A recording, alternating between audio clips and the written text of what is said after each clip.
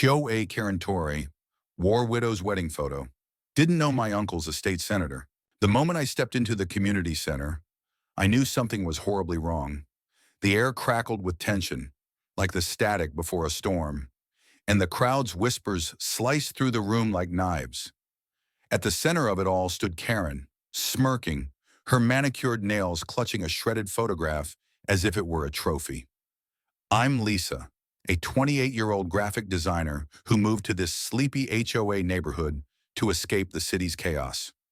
I'd heard the stories about Karen, her reign of terror over mailbox colors and lawn ornaments, but I never thought I'd see her cruelty up close. Today, though, she'd crossed a line that no one could ignore. The photo she held was Emily's, a war widow whose husband, Tom, died in Afghanistan 3 years ago. That wedding photo was her last tangible memory of him, and Karen had ripped it to pieces during a petty dispute over a memorial garden Emily wanted to plant. It started innocently enough.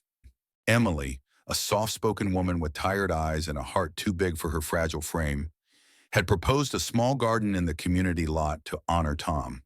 She'd spent weeks sketching plans, choosing flowers that symbolized love and lost roses for devotion, forget-me-nots for remembrance.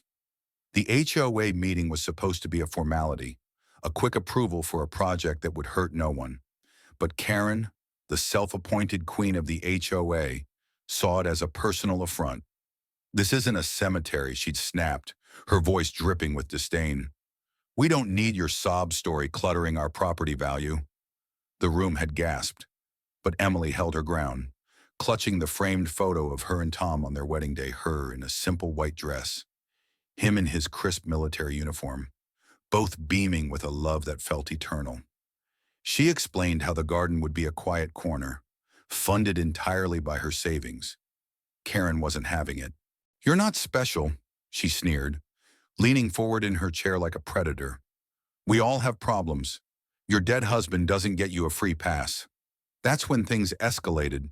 Emily, voice trembling but resolute, held up the photo and said, "This is why it matters. This is all I have left." Karen, fueled by some unholy mix of arrogance and spite, lunged forward, snatched the frame, and tore the photo into pieces before anyone could react. The sound of ripping paper echoed like a gunshot. Emily's scream followed, raw and guttural, as she dropped to her knees, scrambling to gather the fragments. I wasn't there for that first meeting, but my neighbor, Mrs. Carter, an elderly woman with a knack for storytelling, filled me in. She'd been in the room, her hands shaking as she recounted Karen's smirk, the way she tossed the torn pieces onto the floor like confetti. "That woman's got no soul, Mrs." Carter whispered, her voice cracking. Emily just sat there, sobbing, holding those scraps like they were her husband's heart. Word spread fast. By the next day, the neighborhood was buzzing with outrage. Karen, however, doubled down. She posted on the HOA's online forum, calling Emily hysterical and claiming the photo was just paper. She even had the gall to suggest Emily was using her widow status for attention. I read the post on my phone, my stomach churning. I'd met Emily once, at a block party, where she'd shared a quiet story about Tom teaching her to dance under the stars. She wasn't manipulative or dramatic, she was broken, trying to heal.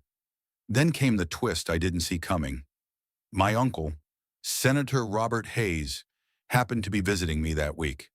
He's a state senator, a no-nonsense man who'd spent years advocating for veterans' families. I'd always kept his job quiet, not wanting to draw attention. But when I told him about Emily's garden and Karen's cruelty, his jaw tightened. "Lisa," he said, his voice low and steady, "people like that don't change unless they're forced to face consequences." Uncle Robert wasn't one for grand gestures, but he asked to see the community center where it all went down. We arrived at the next HOA meeting, a packed room buzzing with tension. Emily was there, pale but determined, clutching a folder of garden plans. Karen stood at the front, arms crossed, radiating smug confidence.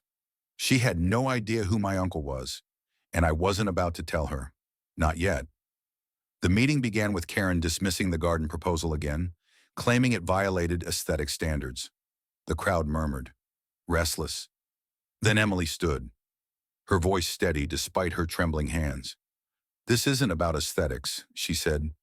"It's about memory, about love, about a man who gave everything for this country."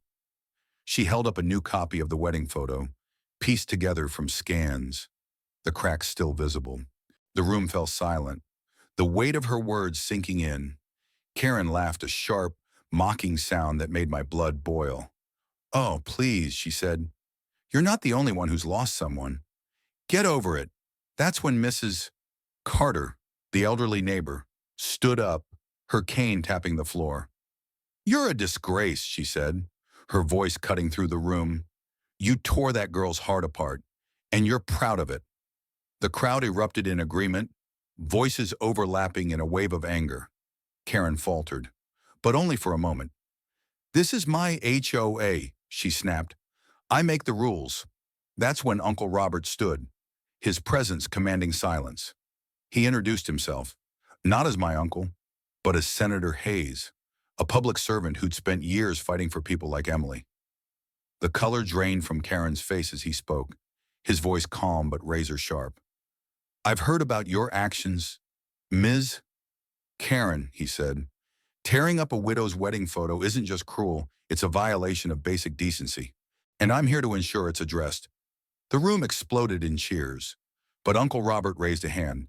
Silencing them, he turned to Emily. "Your garden will be built," he said.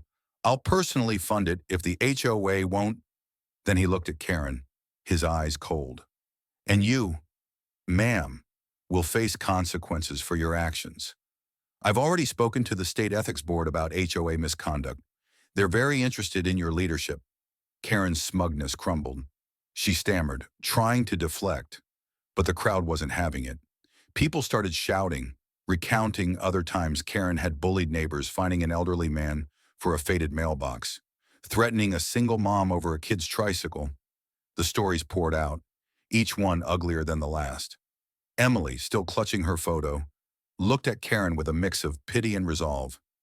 "You don't get to destroy my memories," she said. "Not anymore." The meeting spiraled into chaos. Karen tried to storm out, but the crowd blocked her, demanding answers. Someone, Mrs. Carter, I think, called for a vote to remove Karen as HOA president. It passed overwhelmingly. Karen's face was a mask of fury and humiliation as she pushed through the crowd, her heels clicking on the floor like a retreating army. In the days that followed, the neighborhood rallied around Emily. Volunteers helped her break ground on the garden, planting roses and forget-me-nots under the spring sun. Uncle Robert kept his promise, securing a grant to fund a small plaque for Tom, engraved with the words "Forever Loved." Karen, meanwhile, faced a reckoning. The Ethics Board launched an investigation into her HOA practices, uncovering a trail of fines and threats that bordered on extortion. Rumors swirled that she was selling her house, unable to face the neighbors she'd terrorized. One evening, I walked by the garden, now blooming with color. Emily was there, kneeling by the plaque, her fingers tracing Tom's name. She looked up at me, her eyes bright with tears, but also something new. "Hope. Thank you," she whispered, "for bringing your uncle, for caring." I shook my head, embarrassed. "It wasn't just me," I said. "It was all of us." Karen's fall was the talk of the neighborhood for weeks. Some said she'd moved to a gated community where her attitude might fit in. Others said she was still lurking, plotting revenge. Either way, she'd learned a hard lesson. Cruelty has a price, and this time, it cost her everything. What do you think? Was Karen's punishment fair? Or did the neighborhood go too far? Share your thoughts. I'm curious to hear where you stand on justice and redemption.